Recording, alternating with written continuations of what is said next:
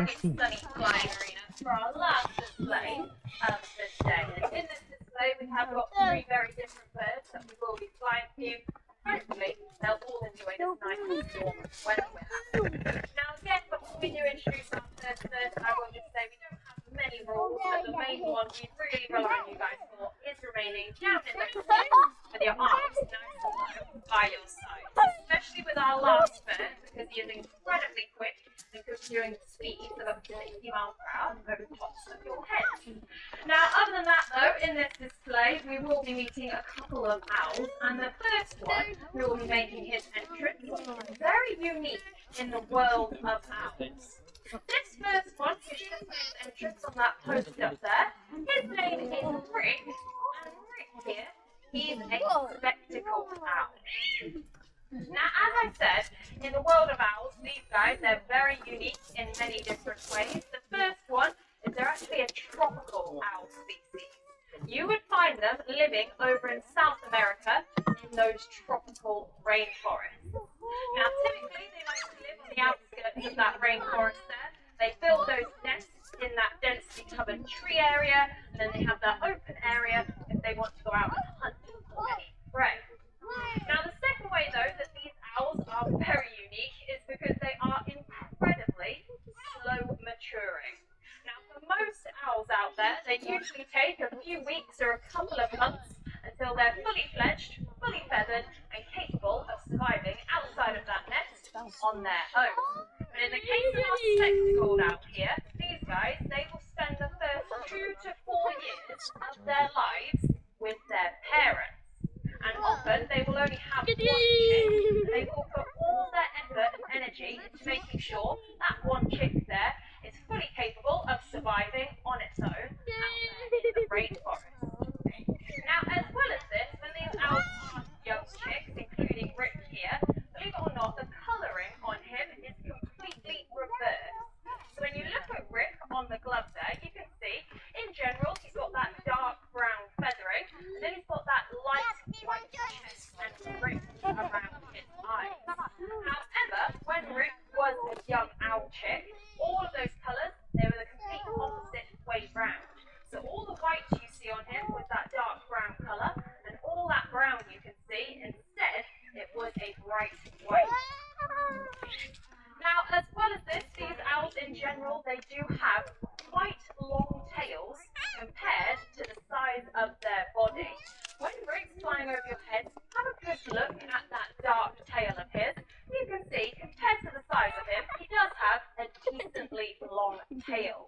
Now, with all birds out there, their tails, they act as their rudders and their steering. So the longer your tail is, the better you can twist and turn and dodge and dive through trees. And of course, if you're an owl living in the rainforest and you've got to dodge and dive between all of those densely packed trees there, you've got to make sure you're very agile and manoeuvrable when doing so. So they have those long tails there, they're just a little bit more manoeuvrable in that rainforest habitat. Now these owls, they will a variety of prey in the rainforest. As you can imagine, there's a lot of different prey items that they can go out and catch, including things like crustaceans and crabs that they find in the rivers, also other birds, and as well as that, a large array of certain mammals. Now, the biggest thing that these owls have been reported catching is actually up to the size of a sloth, which you may be looking at pretty thing. For an owl his size, that is an incredibly large prey item. However, like a lot of owls, they have got very powerful and strong teeth. Now, he is what we would call an ambush predator, so he's not the most active of all your birds there. You can probably tell already, Rick likes to take his time before he takes off from the glove and flies between us. And this is exactly what he would be doing out there in the wild. He wouldn't be actively flying around. Instead, you'd usually spot them sat up in a tree somewhere, just waiting for the perfect opportunity for prey to present itself. Now, what they are, though, is they're actually specialist bat hunters. Now, a lot of owls, they have incredibly strong and powerful hearing. In fact, Rick and your other spectacled owls, They are capable of hearing the echolocation sounds that bats can make. Now, of course, he can't make this sound himself. However, when the bats are flying around using that echolocation to find their way through the rainforest, little do they know, they are letting these owls know exactly where it is they are. And as I said, they're usually ambush predators, so the tactic they would often have with a large roost of bats is to sit right outside that bat den once they know where it is and wait for the perfect opportunity to swoop in with those talons out.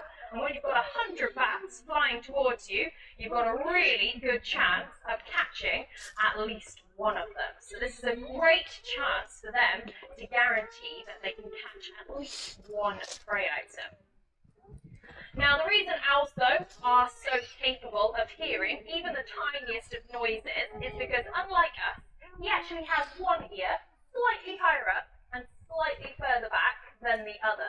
And this causes a small delay between the sound hitting one of Rick's ears and the sound hitting the other ear there. Now, so long as this delay is around 3 millionths per second, it means Rick, he can triangulate exactly where that noise is coming from. So even the quietest of sounds, like those bat squeaks and those little echolocation sounds that we can't hear as humans, these owls, they are very capable of picking up on them. Now, the last thing I will say with the spectacled owl, and this goes for a lot of your birds of prey, is usually they have very obvious meanings behind their names. Now, if you look at Rick's face, you can see he's got these 2 white rings around his eyes.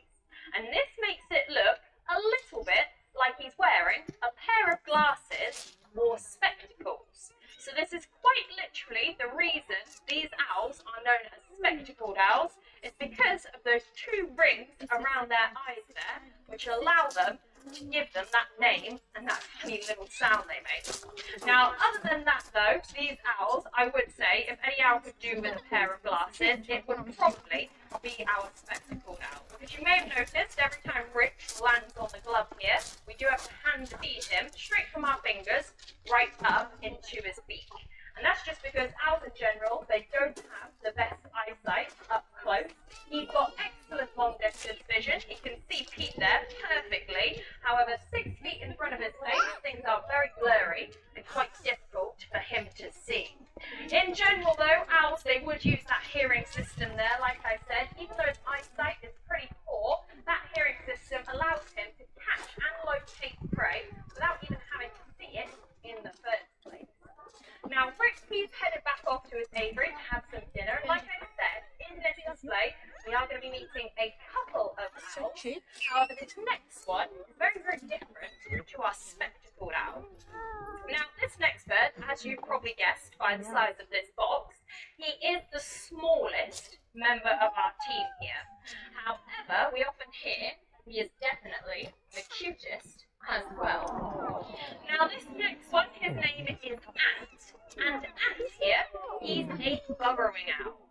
Now, burrowing owls, they are also an American owl species. However, you would find these guys up in North and Central America. And first question we get asked about Ant is he a baby or a chick? Now, I am going to disappoint you all straight away in telling you that Ant is actually an old man. He is 11 years old, which is a grand old age for one of these owls. In the wild, he'd be lucky to make it to around the age of 5 to 7 years old. And in fact, in captivity, the longest one of these owls has managed to live is up to around 13 years of age. So he really is in his elderly years. However, we're really hoping that he's going to beat that record for us. Now, he does only stand at around about 12 centimetres tall. However, despite his very short stature, Ant here has got a very long pair of legs on him. And the reason these owls have these lovely long legs there is because, unlike other birds, they don't spend most of their lives up in the trees. Instead, they live down on the ground. And as you probably guessed by the name, the burrowing owl, like a lot of your birds out there, it's a very easy way to figure out what these owls do in the wild. And the burrowing owl, of course, they live, nest and roost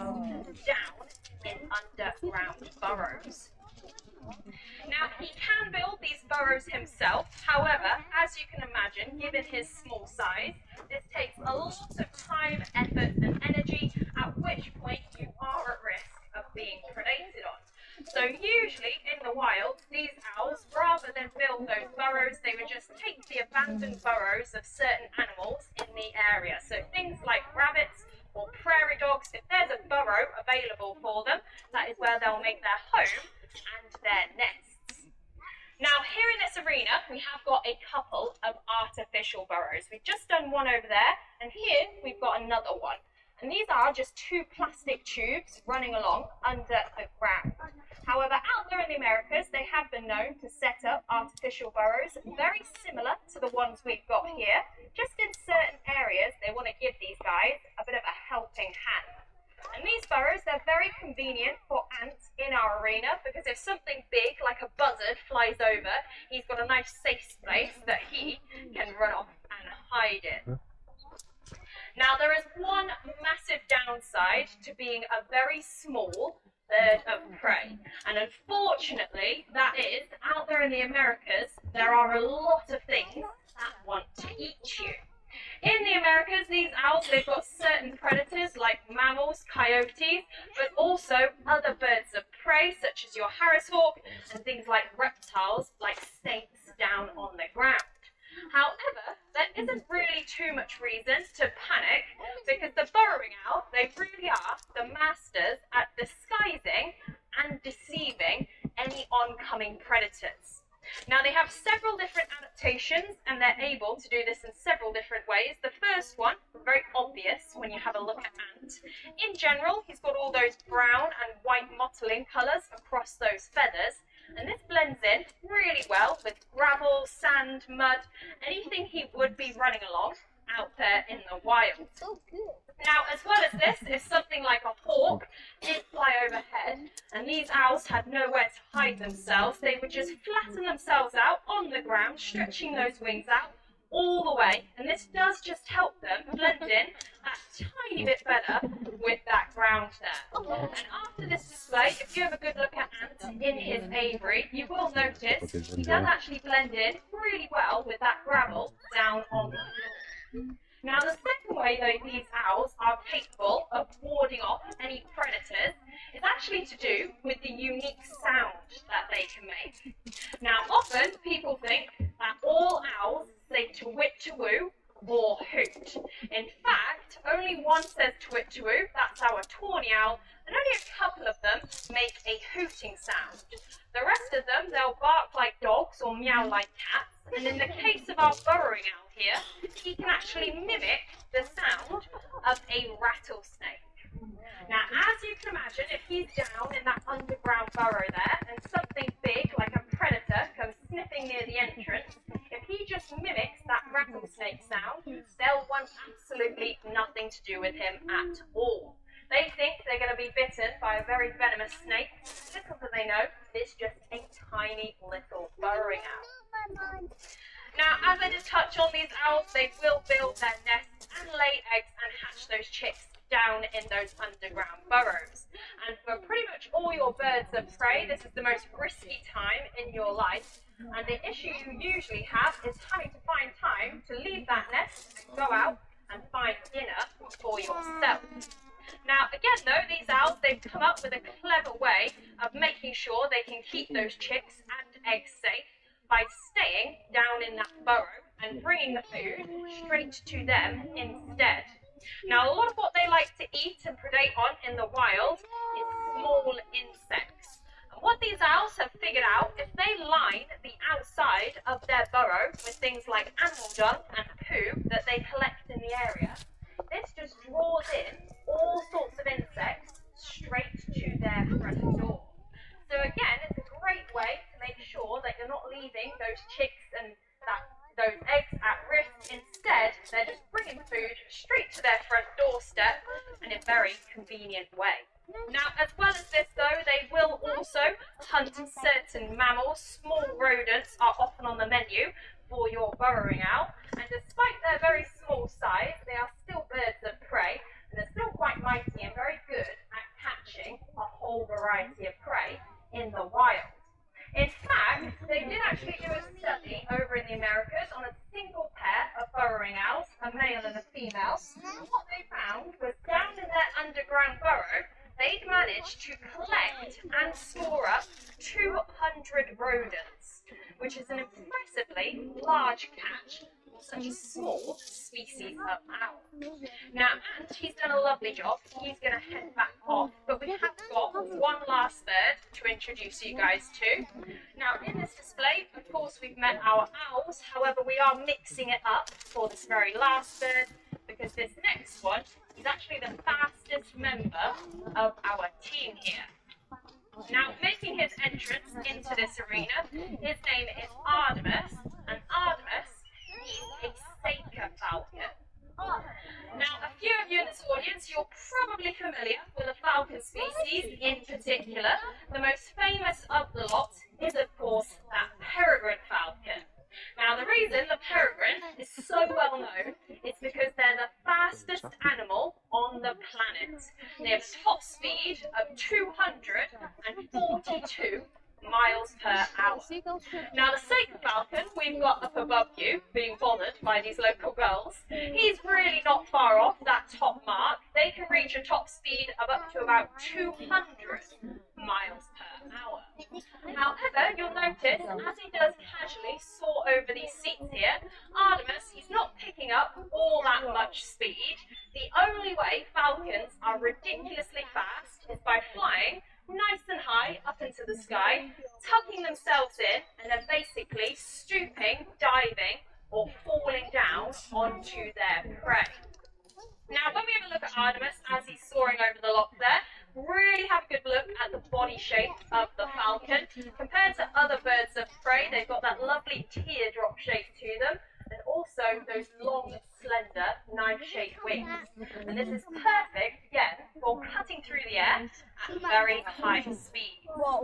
Now, with a lot of the birds we fly for you here, we do try to replicate a form of hunt for them out there in the wild, or get them to use some of those natural instincts. So we just did a bit of burrowing with our owl. However, with our falcon, we've got the tricky task of replicating a really intense, fast-moving prey item. Now, me and Pete, we will very quickly admit to you that we can't run at 200 miles per hour. So this is why instead we do something called luring, which is exactly what Pete has started doing in this arena. He's got that long string there with a leather pouch on the end of it. That's called a lure, and that is mimicking Artemis's prey today. Now, this is very much so like a cat and mouse game for these two. You've got Artemis playing the part of our falcon, and Pete there, he's pretending to be something like a pigeon out there in the wild. And just like that pigeon would do, he's got to keep just out of the falcon's grasp till the very last second. Now, like all games though, this is completely fair. At any point, if he just taps that lure with one of his talons, he wins that reward, he gets all of his food, and he gets to go back home to his aviary and rest for the rest of the day. So he is using all sorts of tactics in this arena to try and catch our prey. Now, you will have noticed he has been using a little camouflage. He's going behind that tree right now, just trying to hide himself before he stoops in onto his prey. Now, his main advantage that he has in this arena today is this lovely bright sunshine. He knows if he flies right up at that sunny angle, we can't see him coming in for that lure at all. And you'll see he often does favour that bright sunshine. Well, it's usually a good success for him. So we'll just give him a good round of applause there.